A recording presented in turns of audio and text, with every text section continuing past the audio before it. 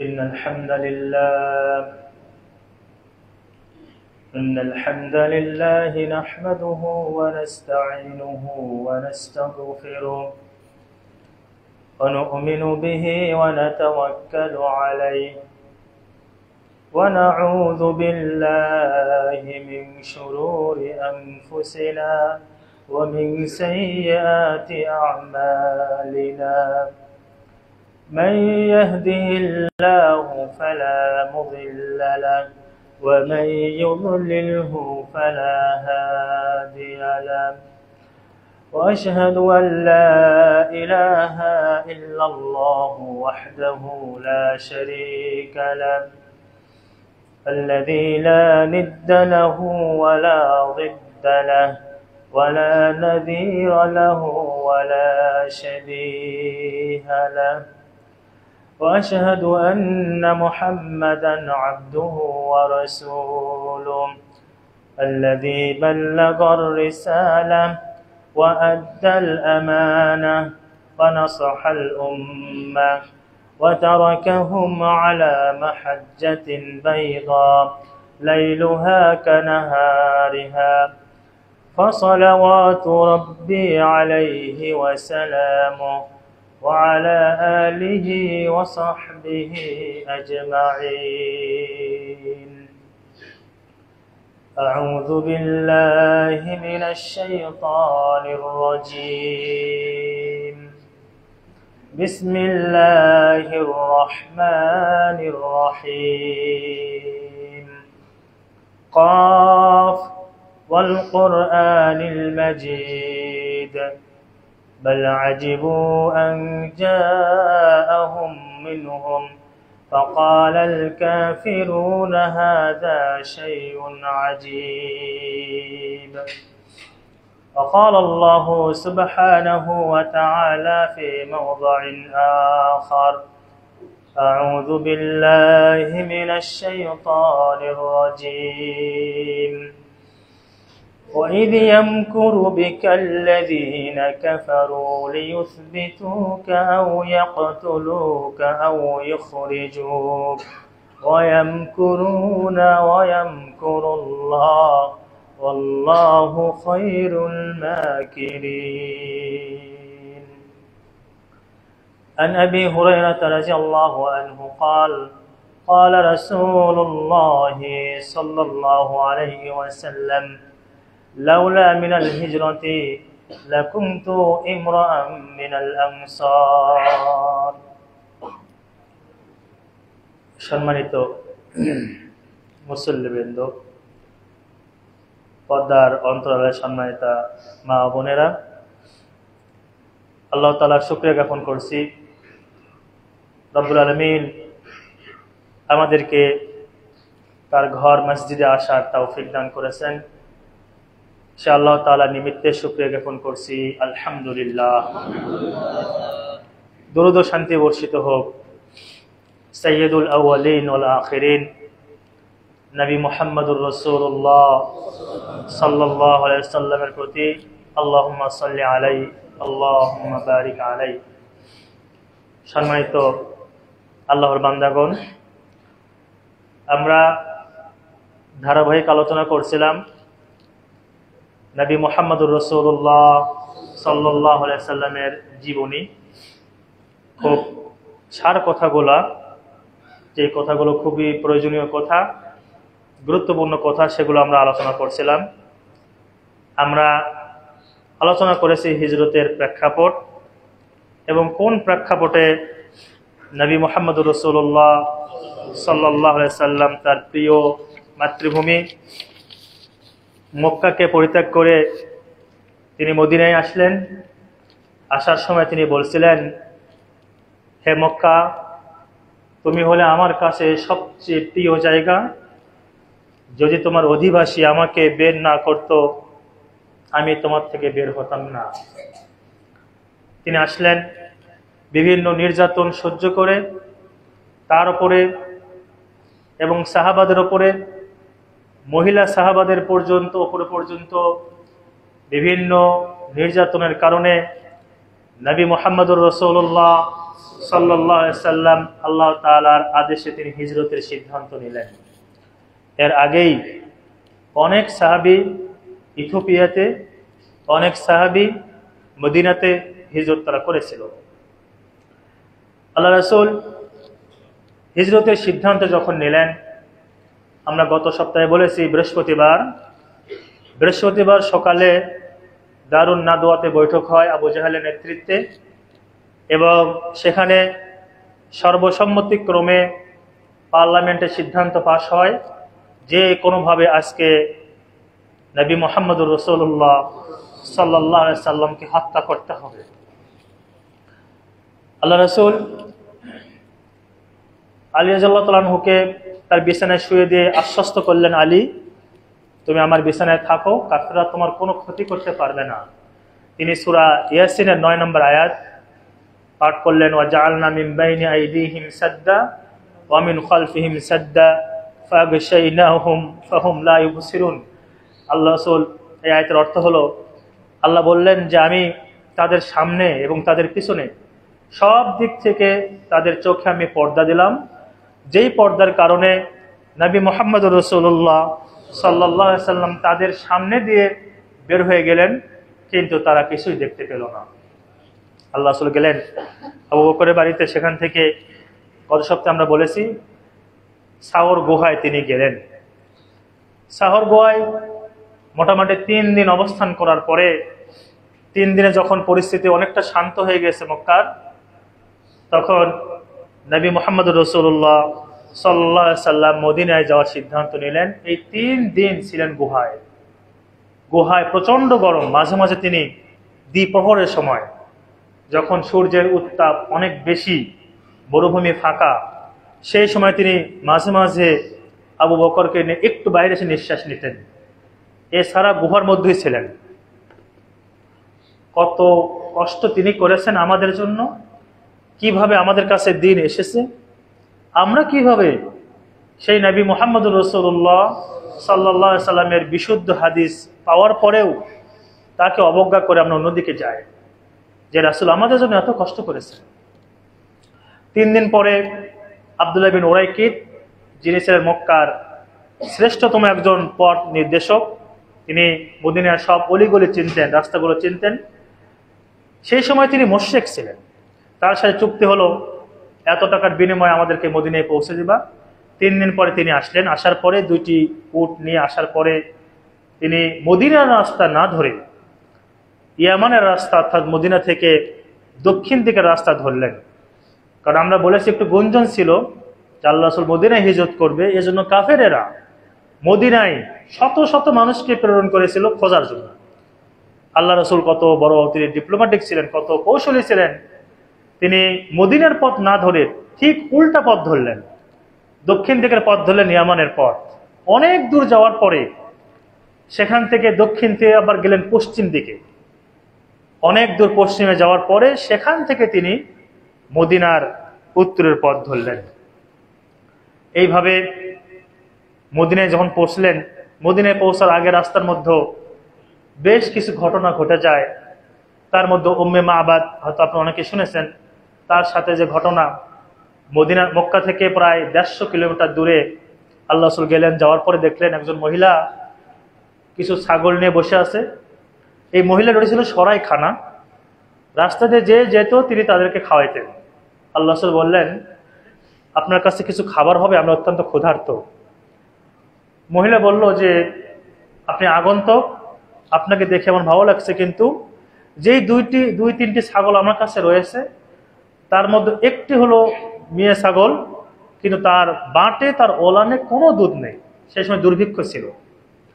আল্লাহ রাসূল বললেন, আপনি কি অনুমতি দিবেন আমি একটু দুধ দহন করি? মহিলা অনেক খুশি হলো, বলছে যদি দুধ পান দহন করেন।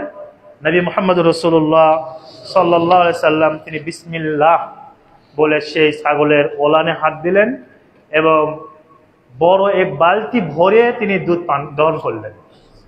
সেই দুধ তিনি নিজে না খেয়ে প্রথমে উম্মে মাবাদ ওই মহিলাকে দিলেন, এরপর আবু বকরকে দিলেন, আব্দুল্লাহ বিন উরাইকিতকে দিলেন, আরো লোকজন ছিল। সবাই যখন পরিতৃপ্ত হয়েছে, এরপর নবী মুহাম্মদুর রাসূলুল্লাহ সাল্লাল্লাহু আলাইহি সাল্লাম তিনি সেই দুধ নিয়ে পান করলেন এবং যখন আসছেন, আসার আগে তিনি আবার সেই বালতি চেয়ে নিলেন। চাওয়ার পরে তিনি আবার এক বালতি দুধ দহন করে সেই উম্মে মাআবাদ ওই মহিলার কাছে রেখে আসলেন। মহিলার মুখে কোনো কথা নেই, তিনি পুরোটাই আশ্চর্য। যেই ছাগল জীর্ণ শীর্ণ, মানে মরার উপক্রম হয়েছে, সেখান থেকে দুধ। মহিলার স্বামী যখন আসছে, স্বামী সে দেখছে বাটি ভর্তি দুধ। বললেন দুধ কোথা থেকে আসলো? মহিলা পুরো ঘটনা বর্ণনা করার পরে তার স্বামী বলছে, আল্লাহি লা আত্তাবিউহু, যে আমি অচিরেই এই লোকের অনুসরণ করব এবং আমি ইসলাম ধর্ম গ্রহণ করব। আল্লাহ রাসূল চললেন। চলার পরে সুরাকা বিন মালিক বিন জয়সম তিনি আসলেন, ঘোড়া নিয়ে আসছিলেন। একমাত্র ব্যক্তি সেই শুধুমাত্র নবী মুহাম্মদুর রাসূলুল্লাহ সাল্লাল্লাহু আলাইহি সাল্লামকে ঘোড়া নিয়ে নাগাল পেয়েছিল, অন্য কোনো মক্কাবাসী পায় নাই। কারণ তারা বিভিন্ন গিয়েছে, অত দূর যায় নাই। সুরাকা একদম মানে মদিনার কাছাকাছি পর্যন্ত ঘোড়া নিয়ে গিয়েছে 100 উট পুরস্কারের লোভে। আবু বকর বলেন, আল্লাহ রাসূল আপনি কি জানেন আমাদের পেছনে সুরাকা এসেছে? এই লোক অত্যন্ত দুর্ধর্ষ ব্যক্তি, তীরন্দাজ ব্যক্তি, আমাদের তো এখন ধরে ফেলবে। আল্লাহ রাসূল বললেন, আবু বকর আমরা দুইজন নয়, আমাদের সাথে আল্লাহ আমাদের জন্য যথেষ্ট। এই কথা তিনি গুহায় বলেছিলেন, রাস্তাও বললেন যে আমাদের জন্য আল্লাহ যথেষ্ট। এই কথা বলার সাথে সাথে সুরাকা বিন মালিক বিন জয়সম তার ঘোড়ার পা দেবে গেল এবং তিনি পড়ে গেলেন। পড়ে গিয়ে কোন মধ্যে ঘোড়াকে উঠালেন, উঠে আবার রওনা হলেন। কিছু দূর যাওয়ার পর আবার তার ঘোড়ার পা দেবে গেল। এই ঘটনা আপনারা জানেন, সেই বুখারীতে এসেছে। তো এরপরে উঠলেন, ওঠার পরে বলছেন, আল্লাহ রাসূল আমাকে ক্ষমা করে দিন, আমি আপনার কোনো ক্ষতি করব না। আল্লাহ রাসূল ক্ষমা করে দিলেন। সুরাকা নবী মুহাম্মদুর রাসূলুল্লাহ সাল্লাল্লাহু আলাইহি সাল্লামের একদম কাছে আসলেন, কথা বললেন। আল্লাহ রাসূল বললেন, সুরাকা তোমার সেদিন অনুভূতি কেমন হবে যেই দিন তুমি তৎকালীন সময় দুটি পরাশক্তি ছিল, একটা রোম একটা পারস্য। রোম এবং পারস্য, পারস্য বর্তমান ইরান। আল্লাহ রাসূল বললেন তোমার অনুভূতি কি হবে সুরাকা যেদিন তুমি পারস্য বাদশার মুকুট তোমার মাথায় পড়বে এবং পারস্য বাদশার হাতের বালা তোমার হাতে পড়বে। সুরাকা বলছে, আল্লাহ রাসূল এটা কিভাবে হবে? পারস্য বাদশা পরাশক্তি, সেই বালা আমি হাতে পড়বো? আল্লাহ রাসূল বললেন, হ্যাঁ এটা হবে। ওমর বিন খাত্তাব রাদিয়াল্লাহু তাআলা আনহুর সময় যখন তিনি ইরান জয় করলেন, ইরান জয় করে সাদ বিন আবি ওয়াক্কাসের নেতৃত্বে যুদ্ধ হলো, সেখানে তখন সুরাকা বললেন যে হে ওমর রাদিয়াল্লাহু আনহু, আপনি কি জানেন নবী মুহাম্মদুর রাসূলুল্লাহ সাল্লাল্লাহু আলাইহি সাল্লাম আমাকে এই কথা বলেছিলেন যে আমি মুকুট পরব এবং পারস্য বাদশার বালা আমি হাতে দেব। ওমর বিন খাত্তাব রাদিয়াল্লাহু তাআলা আনহু শুনে বাদশার মুকুট এবং তার হাতের বালা সুরাকাকে দিয়ে দিলেন। তখন তিনি মুসলিম হয়েছিলেন। রাস্তায় বেশ কিছু ঘটনা ঘটেছিল, আমরা লম্বা করতে চাচ্ছি না। এইভাবে নবী সাল্লাল্লাহু আলাইহি সাল্লাম সর্বশেষ মসজিদে কুবাতে পৌঁছলেন, যেই মসজিদে কুবা মদিনার ভিতরে। আপনারা যারা হজ উমরায় গিয়েছেন, আল্লাহ রাসূল বলেছেন যে ব্যক্তি বাড়ি থেকে ওযু করে এসে এখানে 2 রাকাত সালাত পড়ে, আল্লাহ সুবহানাহু ওয়া তাআলা তাকে একটি ওমরার সওয়াব প্রদান করেন। সেখানে আল্লাহ রাসূল অবস্থান করলেন, সেখানে পৌঁছলেন 23 সেপ্টেম্বর। তার মানে মক্কা থেকে তিনি বের হয়েছেন 12 বা 13 সেপ্টেম্বর 622 খ্রিস্টাব্দে এবং মসজিদে কুবাতে পৌঁছলেন 23 সেপ্টেম্বর। সেখানে তিনি 4 দিন সোমবার, মঙ্গলবার, বুধবার এবং বৃহস্পতিবার অবস্থান করলেন এবং এটি হলো, এবং সেখানে মসজিদ তৈরি করলেন যেটি ইসলামের প্রথম মসজিদ, মসজিদে কুবা। মসজিদে কুবা সরকারি মসজিদ। সৌদি আরবে যে সমস্ত মসজিদ পুরোপুরি সরকারি, তার মধ্যে বিশেষ করে 4টি মসজিদ, মসজিদুল হারাম মক্কা, মসজিদে নববী মদিনা, মসজিদ কিবলাতাইন সেটা মদিনাতে, এবং মসজিদে কুবা। এই 4টি মসজিদ সরাসরি সরকারি মসজিদ। তো সেই মসজিদ তিনি অবস্থান করলেন এবং 4 দিন অবস্থান করলেন। 4 দিন অবস্থান করার পরে তিনি রওনা হলেন মদিনার দিকে। কিছু দূর যাওয়ার পরে আপনারা দেখেছেন মসজিদুল জুমা নামে একটি মসজিদ রয়েছে কুবা থেকে মদিনায় আসার পথে। শুক্রবার দিন সকালে, জুমার দিন সকালে তিনি বের হলেন। জুমার সময়টা হয় ওই মসজিদুল জুমা, জুমার মসজিদ। সেখানে তিনি প্রায় 100 জন মানুষকে নিয়ে সালাত আদায় করলেন, যে মসজিদ এখনো ওই নামে নামকরণ করা হয় মসজিদুল জুমা বা জুমার মসজিদ। মদিনাবাসী ইতিপূর্বে শুনেছিল নবী মুহাম্মদুর রাসূলুল্লাহ সাল্লাল্লাহু আলাইহি সাল্লাম তাদের কাছে আসবে। তারা প্রত্যেক দিন সকালবেলা তাদের বাড়ির ছাদে পাহাড় আপনার উঁচু উঁচু জায়গায় উঠতো, ওঠার পর চেয়ে থাকতো দূর থেকে কোনো পথিক আসছে কিনা। এইভাবে চলতো প্রত্যেক দিন জহুর পর্যন্ত।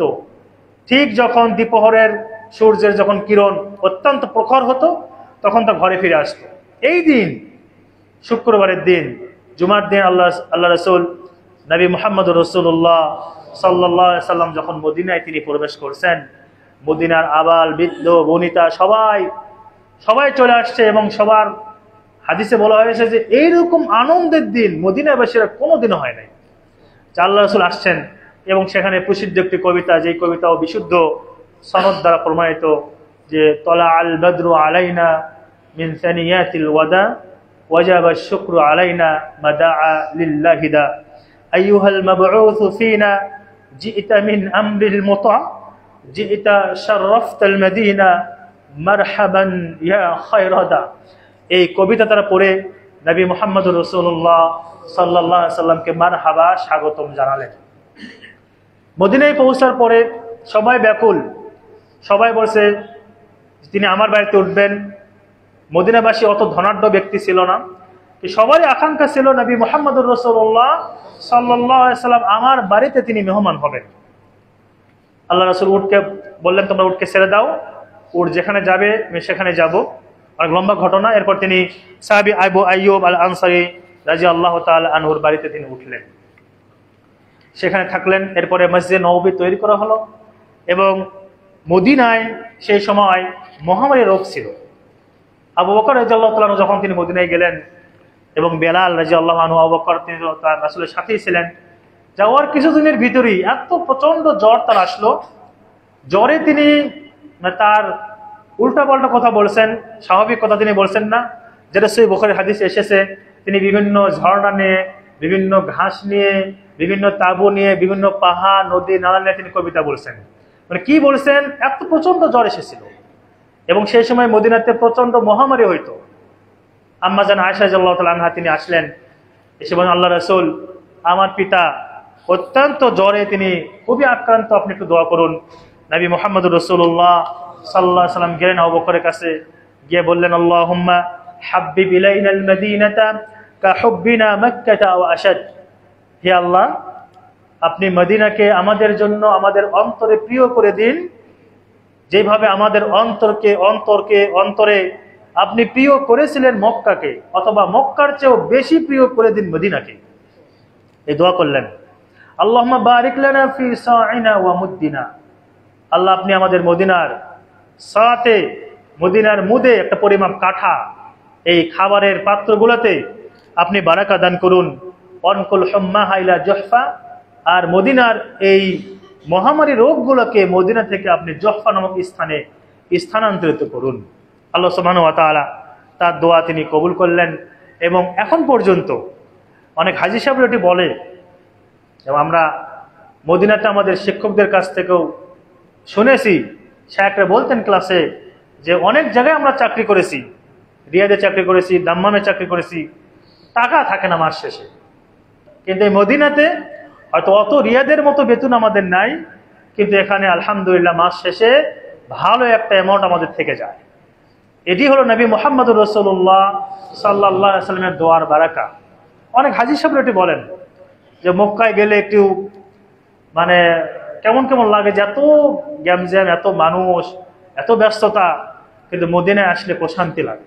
অনেকেই বলেন এটা, যে মদিনায় প্রচন্ড প্রশান্তি লাগে। এবং এক ভাইয়ের বোনের কথা শুনলাম, তিনিও গিয়েছেন মদিনায়, যাওয়ার পরে বলছেন যে এতটুকু সময় থেকে আমার ভালো লাগছে না, আমি আরো থাকবো।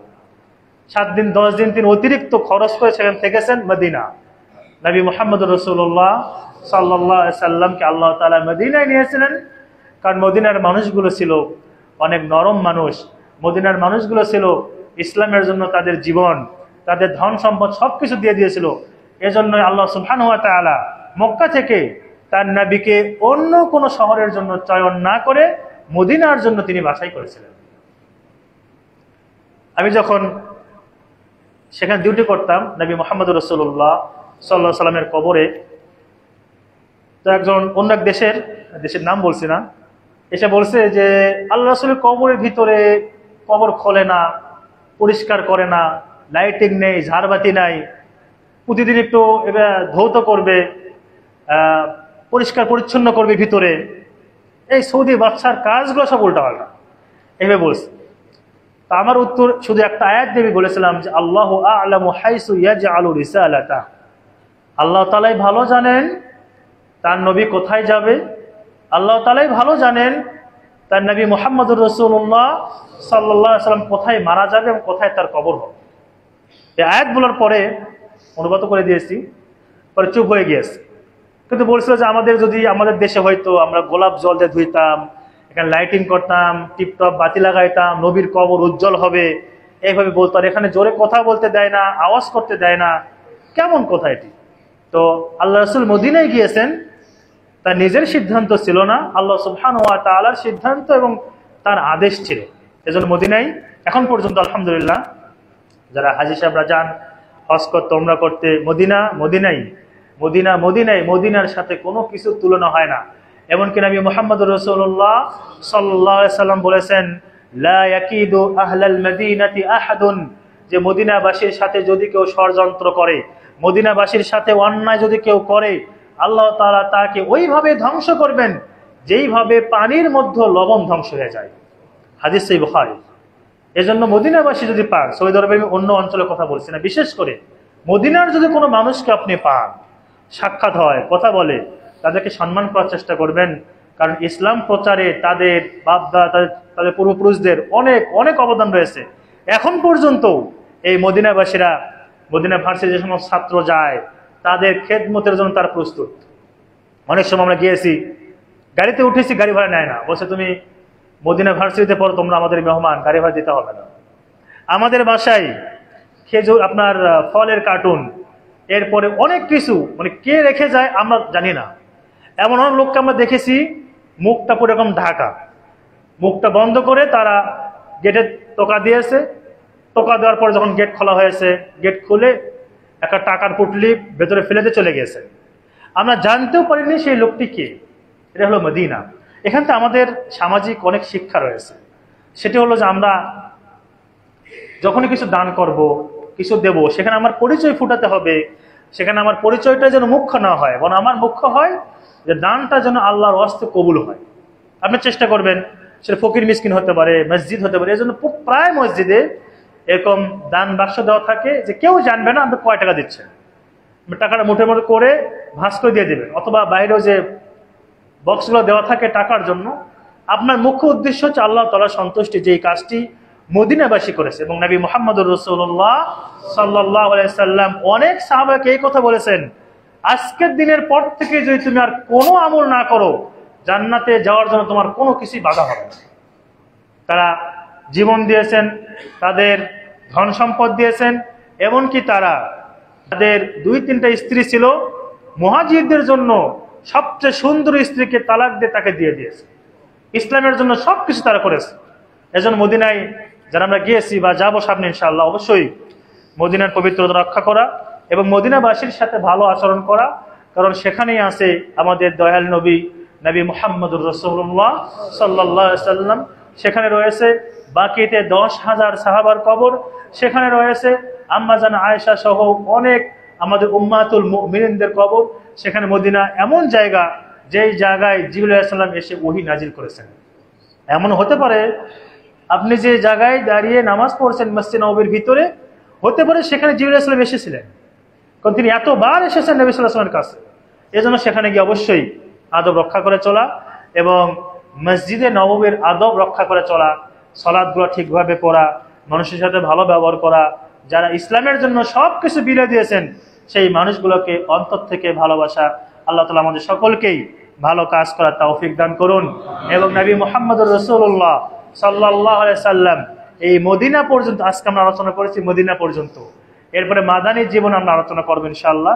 তিনি ইসলামের জন্য যে ত্যাগ তিতিক্ষা করেছেন, তার উম্মতের জন্য যে কষ্ট ক্লেশ করেছেন, আমরা দোয়া করি আল্লাহ তাআলা নবী মুহাম্মদুর রাসূলুল্লাহ সাল্লাল্লাহু আলাইহি সাল্লামকে তিনি সেই হাউজে কাউসারের যাকে অধিকারী করবেন, তাকে তিনি বড় সুপারিশের অধিকারী করুন, আল্লাহুম্মা আমিন। যেই দোয়া আল্লাহ রাসূল করতে বলেছেন তার উম্মতকে। আল্লাহ রাসূল বলেছেন, যখন তোমরা আজান শুনবে আজান শোনার পরে দরুদ পড়বে, দরুদ পড়ে আজানের যে দোয়া, আতি মুহাম্মাদানিল ওয়াসিলাতা ওয়াল ফাদিলা, এই দোয়াটা আমার জন্য তোমরা একটু করবা। যে ব্যক্তি এই দোয়া করবে, হাল্লাত লাহু শাফাআতি, কিয়ামতের দিন তার জন্য সুপারিশ করা আমার জন্য আবশ্যক হয়ে যাবে। ওসিলা কোনটা? ওয়াবআসুহু মাকামান মাহমুদা, হে আল্লাহ, এই নবীর জন্য আমরা দোয়া করছি, হে আল্লাহ আপনি নবীকে প্রশংসনীয় স্থানে অধিষ্ঠিত করুন। সেটি হলো মাকামে মাহমুদ। সেটাই হলো আপনার ওই যে সকল মানুষ যখন পেরেশান হয়ে যাবে, কেউ যখন সুপারিশ করার কোনো ক্ষমতা দেখাবে না, সব নবী রাসূলগুলো যখন নিজের টেনশনে থাকবে, তখন নবী মুহাম্মদুর রাসূলুল্লাহ সাল্লাল্লাহু আলাইহি সাল্লাম তিনি সুপারিশ করবেন। এটাই হলো মাকামে মাহমুদ। আল্লাহ তাআলা আমাদের সকলকে সেই নবীকে অন্তর থেকে মহব্বত করে কবরে যাওয়ার তৌফিক দান করুন। আল্লাহুম্মা আমিন। আকুলু কাওলি হাযা আস্তাগফিরুল্লাহ লি ওয়া লাকুম ওয়া লিসাইরিল মুসলিমিন ফাস্তাগফিরু ইন্নাহু হুয়াল গফুরুর রহিম।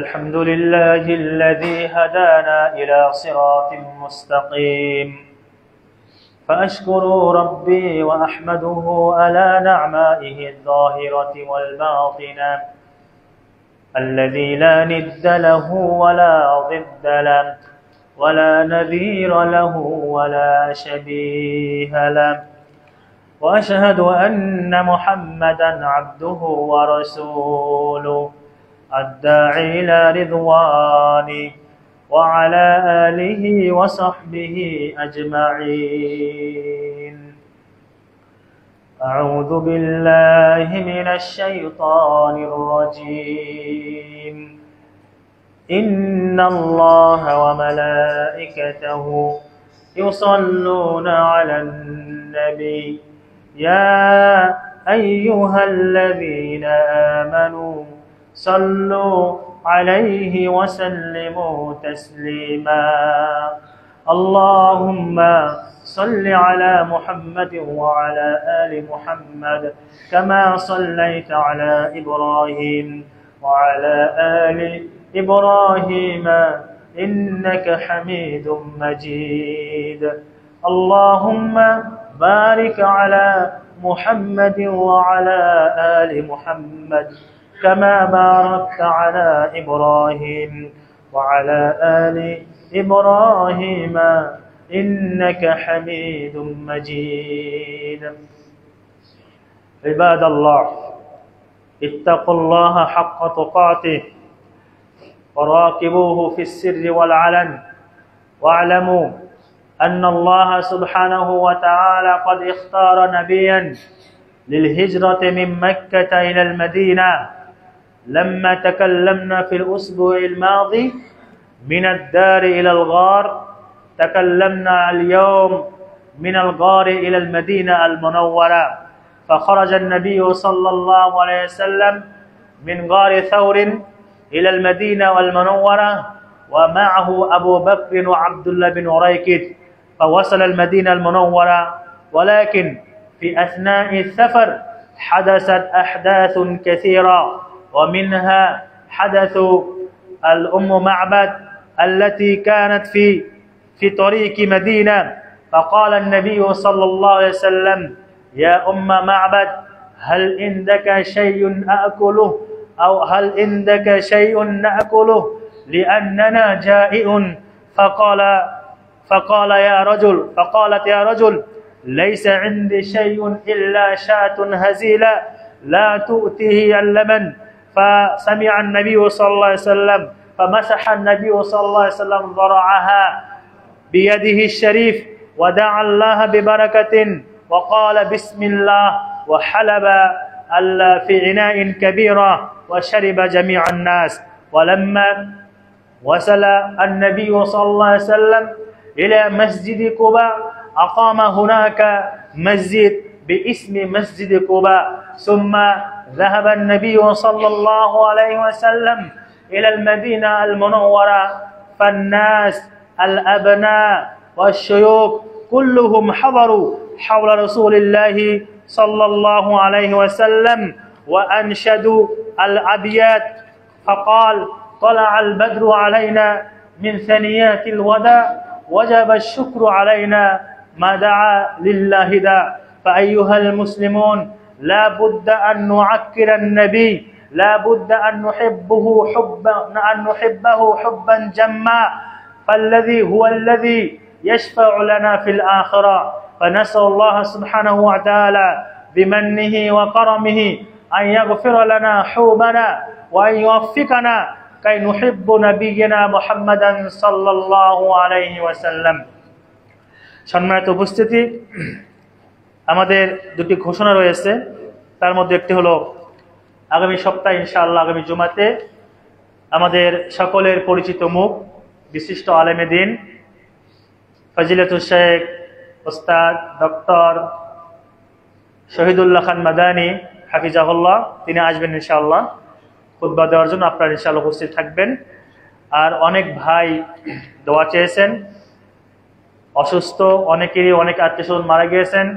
আমরা দোয়া করি যারা ঈমান নিয়ে কবরে গিয়েছেন আল্লাহ তাআলা তাদের কবরের আযাব মাফ করে দিন এবং আমাদের মধ্যে যারা অসুস্থ আল্লাহ তাআলা সকলকে পরিপূর্ণ সুস্থতা দান করুন।